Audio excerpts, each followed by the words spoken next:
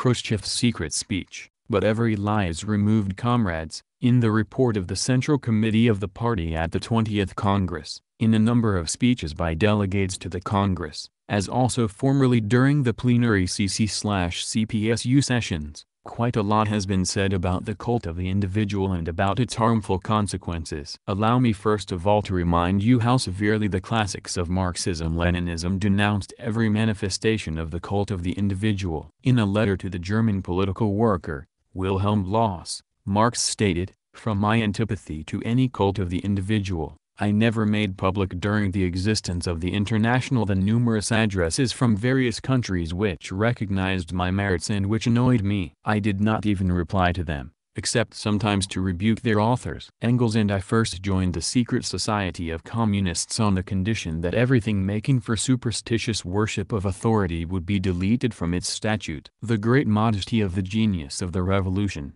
Vladimir Ilyich Lenin, is known. Lenin had always stressed the role of the people as the creator of history, the directing and organizational role of the party as a living and creative organism, and also the role of the Central Committee. Marxism does not negate the role of the leaders of the workers' class in directing the revolutionary liberation movement. While ascribing great importance to the role of the leaders and organizers of the masses, Lenin at the same time mercilessly stigmatized every manifestation of the cult of the individual, inexorably combated the foreign to Marxism views about a hero and a crowd, and countered all efforts to oppose a hero to the masses and to the people. Lenin taught that the party's strength depends on its indissoluble unity with the masses, on the fact that behind the party follow the people, workers, peasants and intelligentsia. Only he will win and retain the power, said Lenin, who believes in the people, who submerges himself in the fountain of the living creativeness of the people.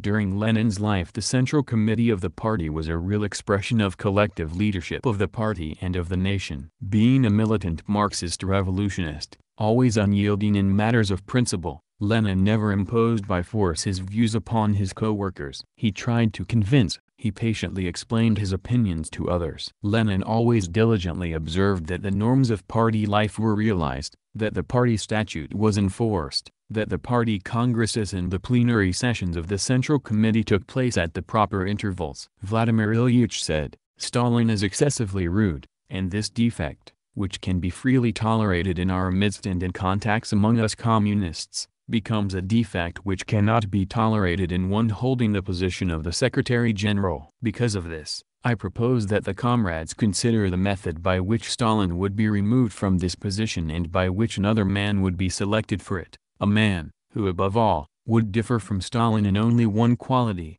namely, greater tolerance, greater loyalty, greater kindness, and more considerate attitude toward the comrades, a less capricious temper, etc." Lenin used severe methods only in the most necessary cases, when the exploiting classes were still in existence and were vigorously opposing the revolution, when the struggle for survival was decidedly assuming the sharpest forms, even including the civil war. End of audiobook. LOL.